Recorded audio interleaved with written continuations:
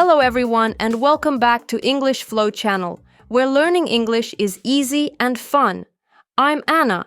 Hello, Anna, and hello to all our wonderful listeners. It is so nice to be here with you today. I'm so happy you're here, David. You look very cheerful today. I'm happy, Anna, but I am also a little confused. Confused? Why are you confused? Did something strange happen this morning? Not really. My morning was actually quite nice. I was just looking at my phone. Ah, your phone. Were you checking social media? Yes, exactly. I was looking at photos from my friends and everybody looked so perfect. Oh, David, I know exactly what you mean. Online, everyone seems to have a perfect life. Exactly. You remember my friend Mark from the office? Yes, of course. The funny one who works near Julia. That's him. Well, Mark posted a photo of his breakfast this morning, and it looked incredible. Really? Was it a very fancy breakfast? It was beautiful. He had eggs, fruit, a green smoothie, and a very elegant little coffee. Wow, that sounds like a lot of effort for a normal weekday morning. That is why I felt confused. I saw him at the office about an hour later. And how did he look? He looked exhausted. He told me he didn't even have time to eat the breakfast properly because he spent 20 minutes trying to take the perfect photo. Oh no, so the food was cold by then. Yes, he said the eggs were cold and the coffee did not taste good anymore. That is funny, but also a little sad, isn't it? It really is. He wanted the picture to look perfect, but the real breakfast was not enjoyable at all. And that is exactly our topic for today. David, social media and real life. I love that topic. It is important for everyone these days. It really is. We spend so much time looking at screens now. Yes, and sometimes we forget what real life actually feels like. You know, David, I have a little secret about this topic. A secret? Oh, now I want to hear it. Not yet. Not yet. No, I want to save it for the end of the episode. It is a small tip that really helped me feel better about my life.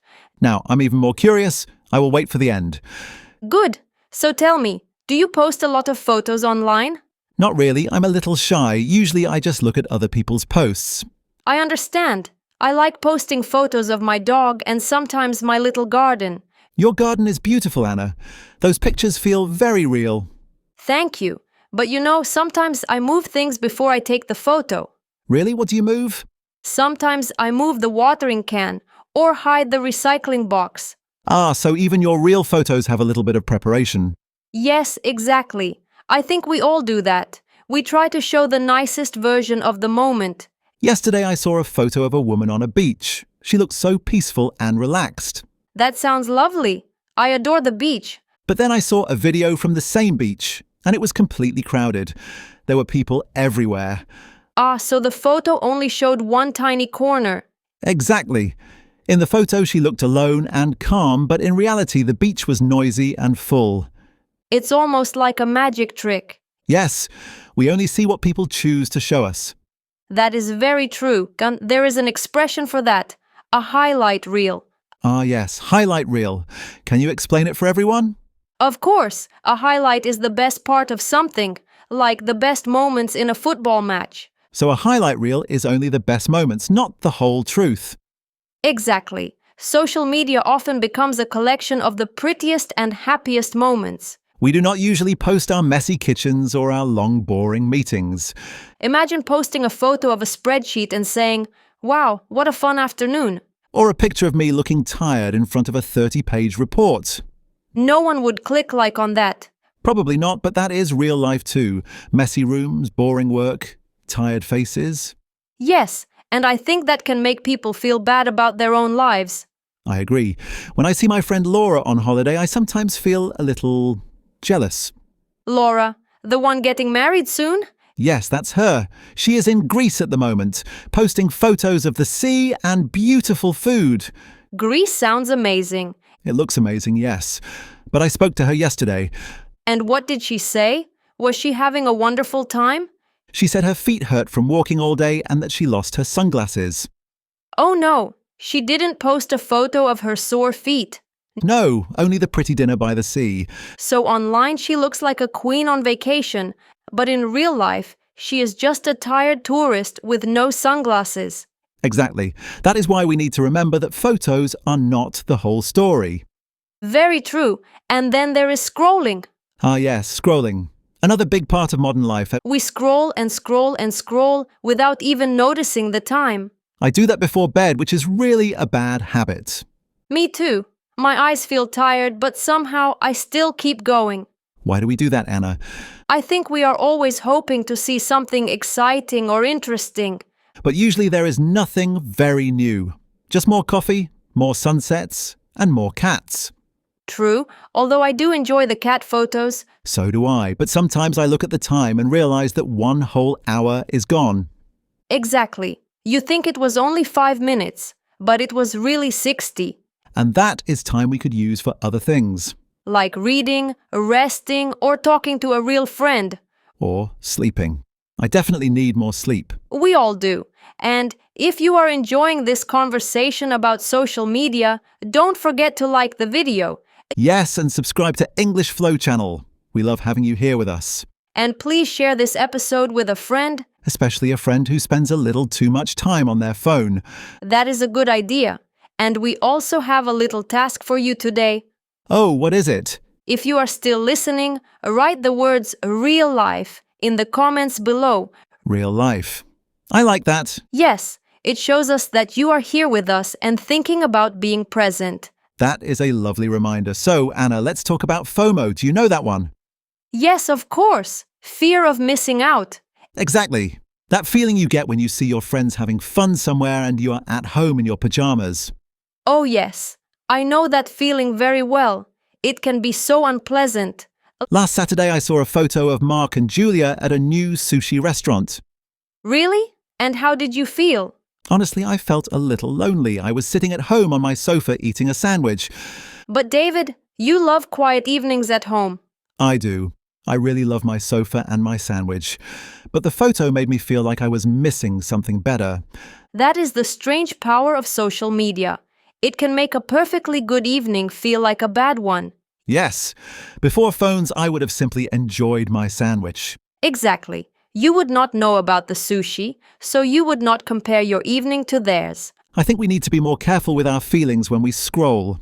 I agree. We need to remember that photos are only one small part of reality.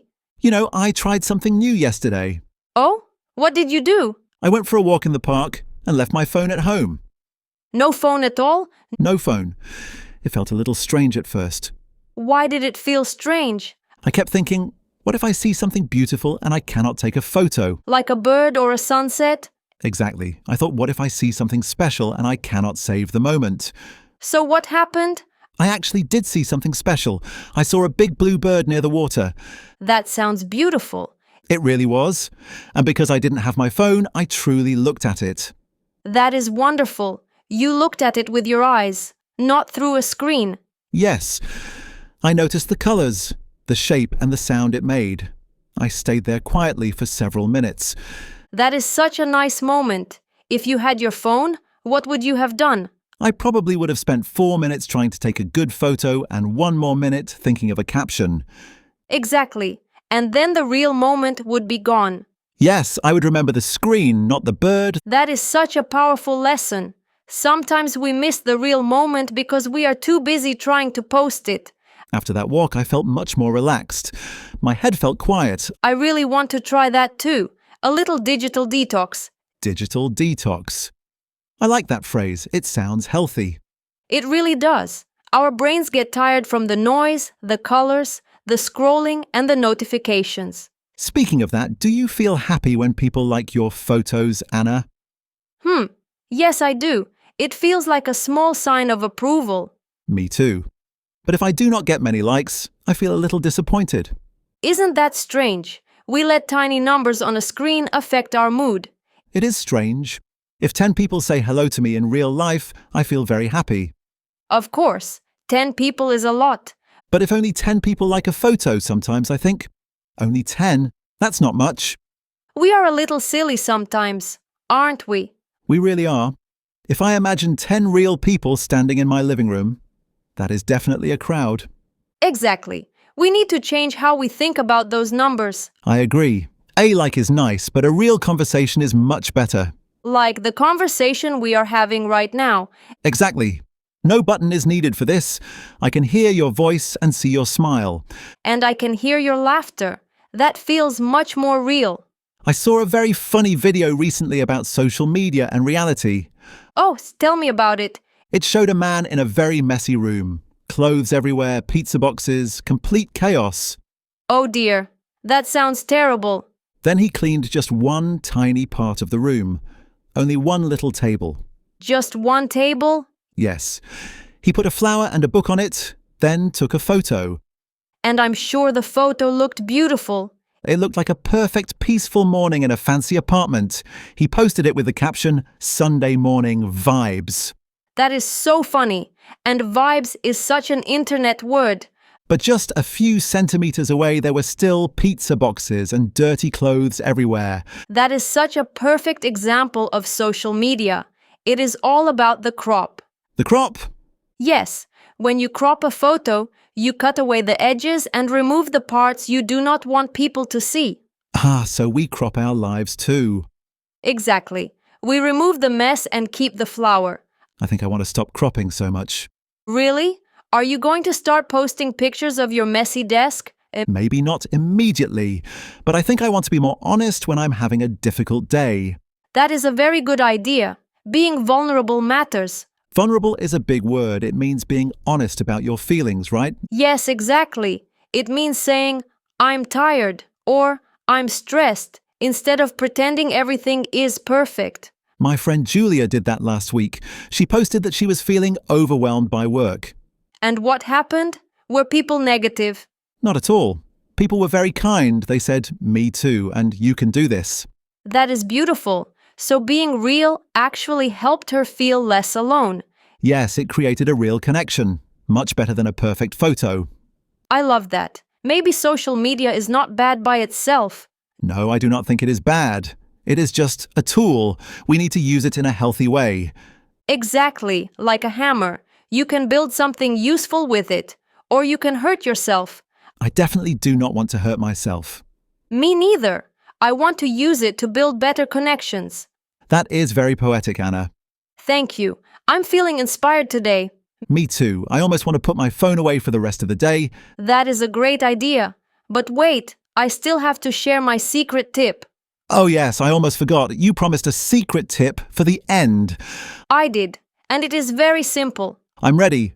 I have my notebook. Tell me. Here it is. Turn off your notifications. All of them? Yes, especially the social media ones. No sounds, no pings, no vibrations. But then how will I know if someone likes my photo? That is exactly the point. You will check your phone when you choose to, not when the phone tells you to. So I am the boss, not the phone. Exactly. When the phone makes a noise, we react immediately, almost like little trained animals. You're right, I hear the sound, and I stop everything. I stop talking, I stop eating, I stop thinking. But when there is no sound, you stay in real life. You finish your coffee, you finish your walk, you finish your conversation. Wow, that is such a simple idea, but it feels very powerful. It changed my life. Now I check social media only twice a day. Only twice? Yes, once in the morning and once in the evening. That is very impressive, Anna. It was difficult for the first few days, but now I feel much more peaceful. I do not feel like I am missing anything. I'm going to try that too. I'm going to turn mine off. Good job, David. Your brain will thank you. And I will have more time to talk to you. That is the best part. Well, Anna, this was a fantastic conversation. I feel like I learned a lot. Me too, David. Real life is quite wonderful, isn't it? It really is, even with messy rooms and cold eggs. Especially the cold eggs. Well, everyone, we hope you enjoyed this episode about social media and real life. Yes, we hope it helps you feel a little more present today. Before you go, please do not forget to subscribe to English Flow channel. And give this video a like if you think real life is better than social media. And remember the comment for today. Write real life below so we know you are part of our community. We love reading your comments and your stories. They always make us smile. They really do. It is our favorite social media moment of the week. Thank you for listening, everyone. You are all amazing. Yes, thank you. Go out and enjoy the real world today. Yes, look at a bird with your eyes. Until next time, everyone. Goodbye. Bye for now. See you in the next episode.